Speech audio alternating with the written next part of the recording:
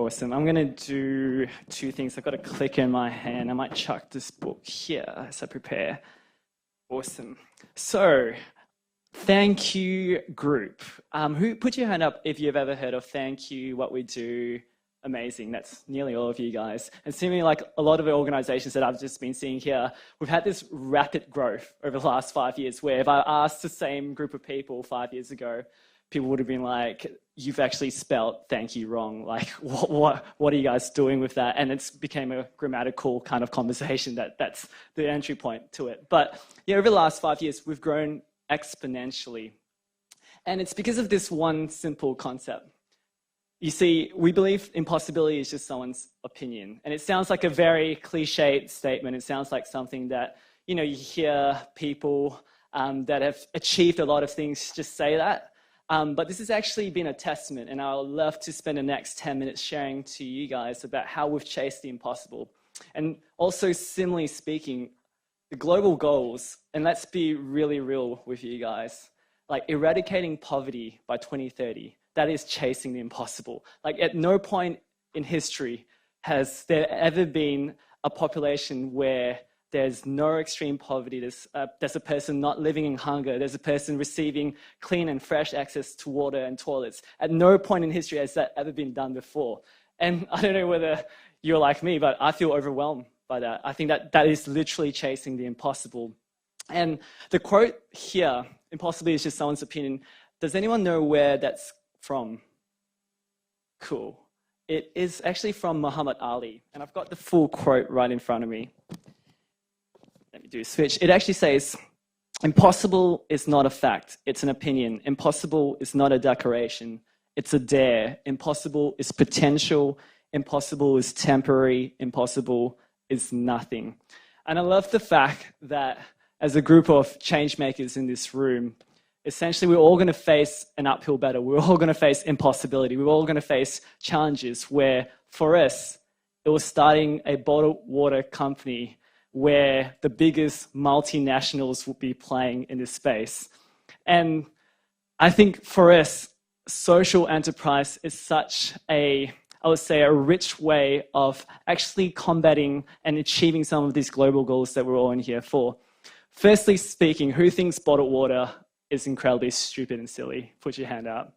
Awesome. We all do. Myself included, which is really funny admission. I don't think you've ever heard a bottled water company say that bottled water is actually stupid, but we proudly and unashamedly say yes.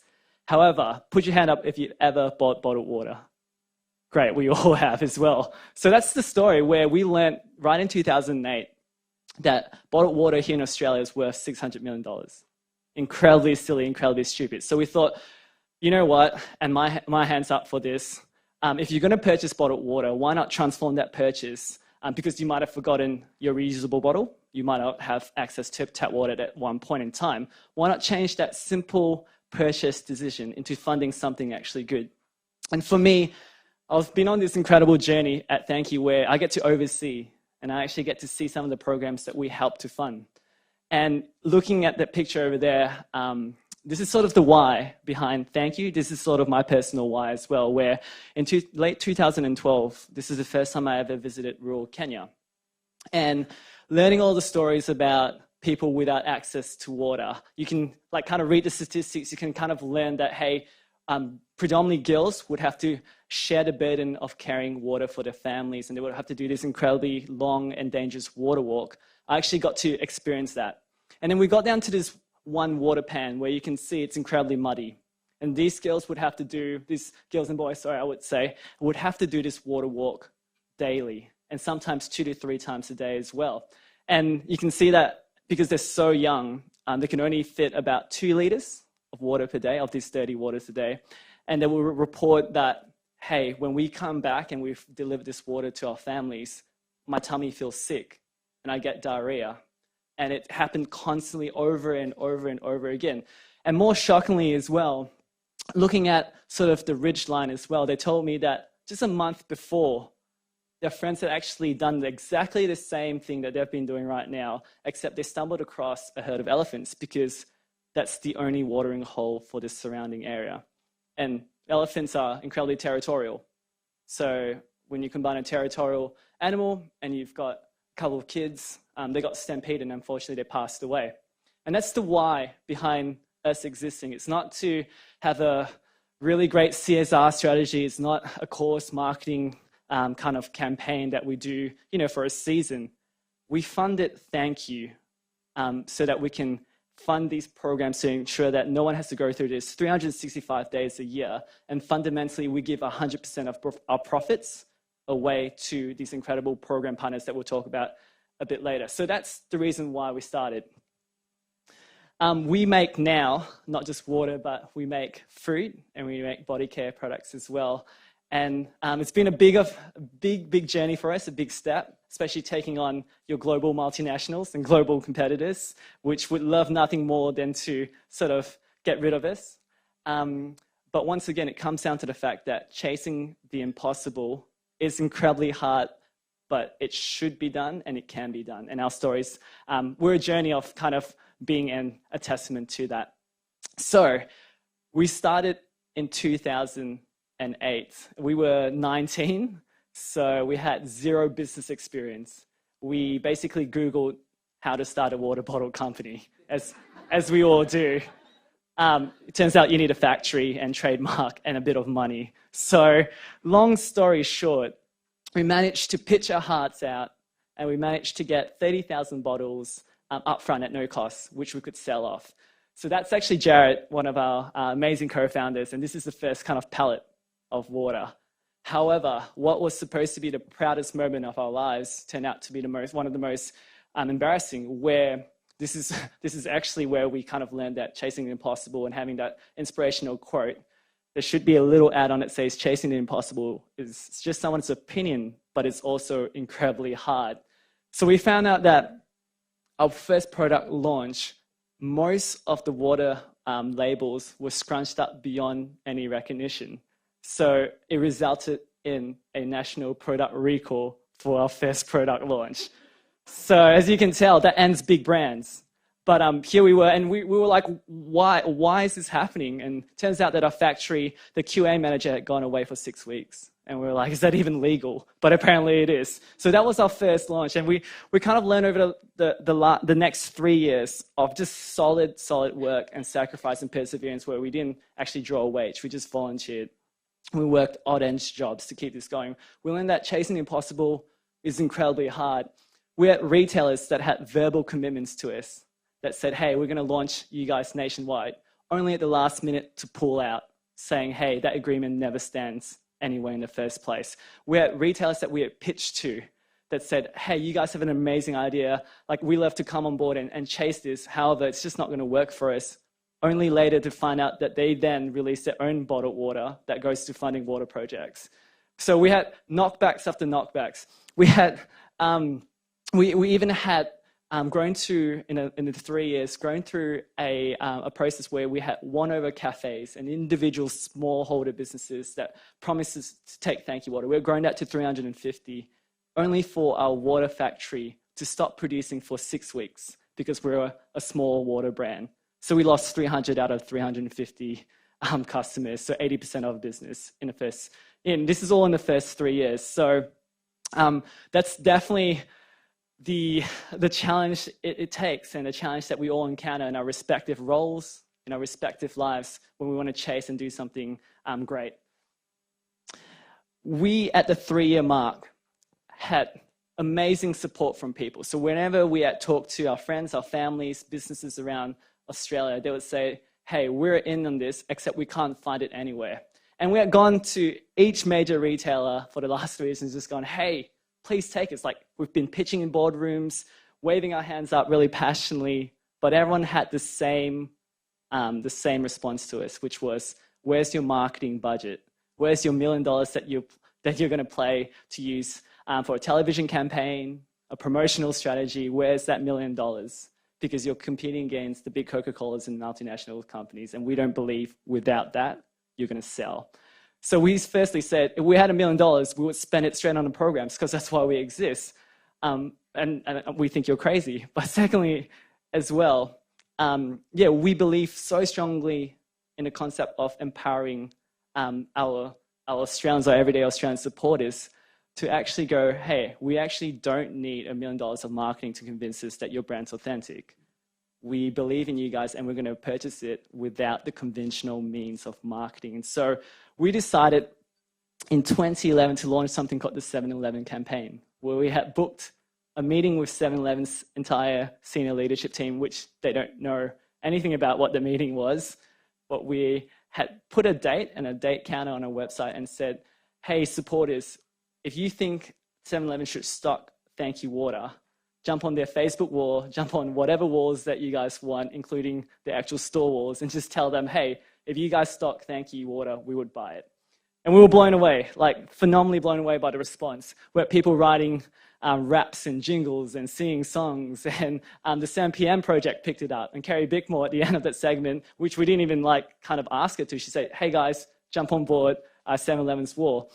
And little to say, 7-Eleven were amused and also like, what are you guys doing sort of thing. And long story short, it was one of the fastest product launches ever, where we convinced one of the largest franchisees in Australia to take our water based upon the power of the people. So that's been sort of our journey.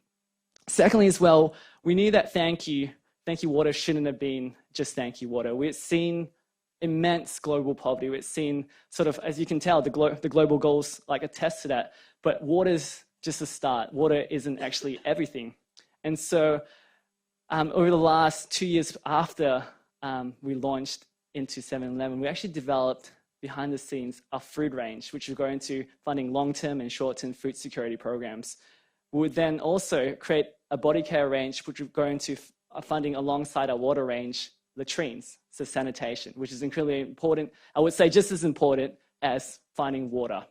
So, and to that end, 7-Eleven was our only major retailer. We knew that in order for that program and that project range to be successful, we'll have to go into Coles and Woolies because 70% of Australians shop there. So once again, we thought, hey, we failed over the last 5 years trying to convince the buyers of actually taking Thank You products in. What would be different? So we took the 7-Eleven campaign to a new level. We asked in July 2013 for everyone, once again, if they really bought into what we did and thought that, hey, these food products and these body care products are actually going to make a real difference, why don't you jump on the walls of Coles, Woolies, give your store managers a call? Why don't you tell them about that? We did a one-take video as well to launch the campaign. It got picked up by over 100 media outlets, and it got to 100,000 views in 28 days. And cheekily as well, we asked our supporters with whatever was in front of them, whether it was Peter and Jeff, who actually had a helicopter company that donated their time to fly these amazing big banners that said, hey Coles, come change the world with us, in brackets, if you say yes. And we flew that around the Coles headquarters in Melbourne over and over and over. And we did the same in Woolies as well. So it's kind of, that was kind of our story. And to cut even a longer story short, we booked meetings with Coles and Woolies head office, and we, after 3 and after 6 hours, both retailers at the end of this meeting said, you guys are in. And we would stock nationwide. And even now, to this day, some of our products are outselling the global multinationals, whether that's multinationals that have been involved in the same industry for 30, 40, 50 years, all the way to multi-billion dollar overseas global nationals that have been part of this, that started this actual industry. We're outselling them. And that's just to say, it's not sort of a testament to say, hey, how amazing we are. But going back to the concept of chasing the impossibility, actually chasing the impossibility is going to be really hard. But one of the keys that we've found that works is actually partnerships. And Professor Ranjit at the back shared that, in which case partnerships, whether that's partnerships with our program partners who do the actual implementation of the work, to partnerships with the people, to partnerships with the actual communities, that's what has been incredibly important for us. But, and here's the big but, if we're giving away 100% of our profits, how do we scale? That's a classic business question. And so this February, we actually launched something called Thank You Baby, in which we were really motivated to try and address infant and maternal mortality globally. And so the question is, how do we scale? How do we launch new products where we give away 100% and no one owns shares in a company and no one will ever own shares in a company? But how do we grow to scale, and how do we fund the next chapter of Thank You? We launched something called Chapter 1 this February. And this is the book that I brought over. And it's tilted, as you can see, for a specific reason. But more so, just to press pause on that, this book contains all of our learnings for the last 7.5 years. And we haven't made it yet, that's why it's called Chapter 1. But it just entailed all of the learnings we've ever had that we've been able to share, whether it's in rooms full of CEOs in the business world who scratch their head at the audacity of Thank You Story, to primary school students who really love business and love that concept of doing great as well, and combining both of that together. We've been able to be invited in different platforms, different rooms to share our story. And we thought, hey, what happens if we make a book and kind of sell it to people so that they can feel inspired to do sort of the same things within their world? So we launched Chapter 1 this February. And what was really, really, I would say, cool about this is the fact that it's tilted, in which case every time you actually bring this book up and read it, it's a metaphorical explanation of you've got to change the way that you look at things in order to chase the impossible. So you've actually got to innovate. You've got to pioneer. You've got to do things differently. So whenever you pick up this book and you read it landscape-wise, which we think is the world first, there's never been a book that you've read landscape-wise, it actually forces you to change your perspective as you're reading it, which is a metaphor for how we chase the impossible. Secondly, as well, it comes back to that fundamental question: how do we grow? How do we scale? And we found out as we were planning this Chapter 1 campaign, and we should have known this because we're Gen Y people, but no one actually reads books. So how do we actually raise that level of capital that we need to fund our expansion when we're going to a declining book industry where a bestseller in Australia would sell, or will be lucky to sell 55,000 in profit? And we had done the sums, and for a baby launch to be successful, we needed at least $600,000 in order for us to kind of roll it out. So that's a big gap. How does this book play into it? We launched sort of a pay what you want, which is another, I would say, world first, where we challenged the conventional way of doing things in the book industry. We actually launched on the online stores in every single major airport in Australia and New Zealand this concept of paying what you want. And fundamentally, we believe that humanity is good. That's the reason why, we launched, and we're so passionate about empowering everyday Australians to make a positive contribution. But more so, people ask this: what happens if people only pay 50 cents for the book because it's pay what you want? And you can do that if you wanted to. But fundamentally speaking, here's that real litmus test of are we actually saying what we're doing, or doing what we're saying, sorry, in which case we believe that every single Australian is motivated intrinsically to do something great in this world for others. And therefore, we put it to the people and said, hey, you can pay 50 cents or you can pay $50,000. You can decide what you guys are going to do. And it got really close, but after the 28-day campaign, we actually got the $1.4 million. So we needed $600,000 for baby. We need another $600,000 to launch globally into New Zealand, which we proposed to the people. If you wanted us to go global and take Thank You Global, please help us reach the next stage. So that's 1.2. At the end of that campaign, 28 days, we raised $1.4 million. And I think in me sharing this story and me sharing all these stories for you guys, the exciting thing is the fact that these are great marketing and business stories. So changing the game in the FMCG, or the fast-moving consumer good industry in Australia, that's a great case study for business. But ultimately, what are we here for? Why do we exist? It's actually these statistics. And I'm actually really incredibly excited because I don't think these statistics have ever been shown, these latest ones have ever been shown publicly yet. So in October, we had started to fund over 1,001 people with child and maternal health, over 212,000 people with access to safe water. And these are community-led, community-managed, community-run. We base our project model, in which I take great pride in actually empowering not just Australians, but empowering people globally to do their best work. And we're only funders, we're not doers. So we believe the real heroes within these projects are actually the community members and actually the program partners themselves. So 212 people with community-run, managed, led, safe water access, 330,000 people receiving hygiene education and sanitation, so toilets. We've funded over 28 million days worth of food aid, and over 100,000 people that have received long-term and short-term food security programs. And that ultimately comes to this great figure. We've been able to give over $4.8 million in our short 8 years to programs like this. And I'd like to summarize. By the way, you can see 2009, 2010, 2011, we're giving away 7,000, 7,000, and 21,000 there. So the actual massive expansion up there is actually our rapid growth, and that's been our journey for the last 6 to 7 years. But I'd like to finish with this thought that one person can make a significant difference, but a group of determined people can change the entire world.